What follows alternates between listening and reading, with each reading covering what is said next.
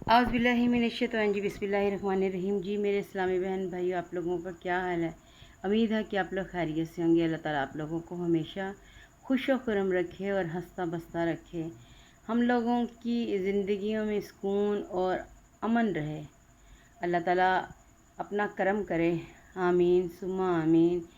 क़ज़ा नमाज के बारे में क्या हुक्म है?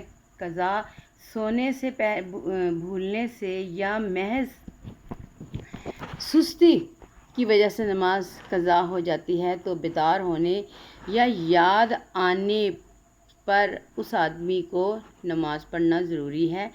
फ़र्ज़ की क़ज़ा फ़र्ज़ है और वाजिब की क़ज़ा वाजिब है। सुन्नतों वगैरह की क़ज़ा नहीं होती। अगर किसी शख्स की बहुत सारी नमाज़ें क़ज़ा हो जाएं तो उसके लिए क्या हुक्म है?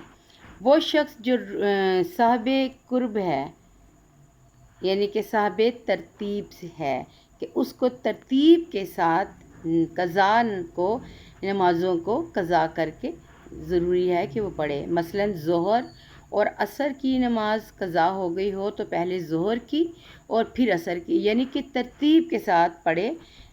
अगर वो मतलब शुरू करता है तो जैसे जैसे नमाज़ों का वक्त आता है ऐसे ही अदा करेगा, फिर उसकी इशा की नमाज़ तक वो पहुँचेगा।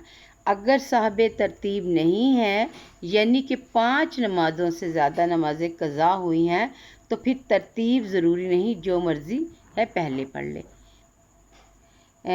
और उसके अलावा है कि जिसकी ज़िंदगी में बहुत सारी नमाज़ें क़ज़ा हो गई हैं, उसे नमाज की तादाद याद नहीं, तो वो क्या करे?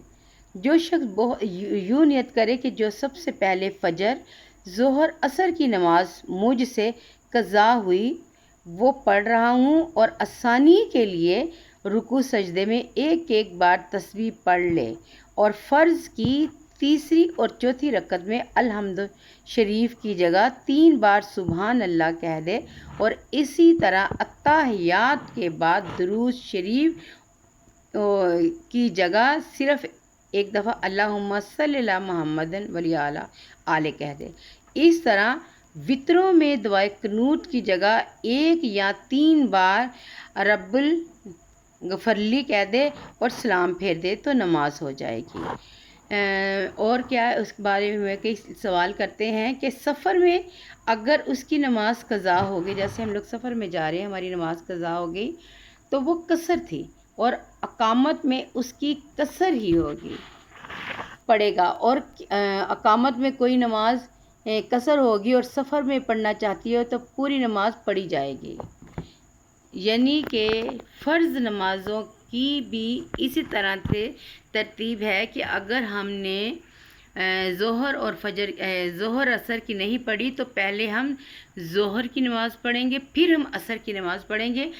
तो इस तरह से हम लोग अगर कैसे जिसकी सारे दिन की क़ज़ा होगी तो वो कोई भी पढ़ सकता है, लेकिन सारी नमाज़ें पढ़ेगा इशा की नमाज़ तक, फिर उसकी इशा की नमाज़ और उस दिन की नमाज़ें कबूल होंगी, वरना उसकी उस दिन की नमाज क़ज़ा होगी। अल्लाह ताला हम लोगों को अपनी नमाज़ों की हिफाजत करने की तौफ़ीक़ अता फ़रमाए, और अल्लाह ताला हम पे अपना करम करे, हमें अपनी रहमत में रखे, हमें बुरे वक्त, बुरी घड़ी और बुरे लोगों से बचाए। आमीन सुम्मा आमीन।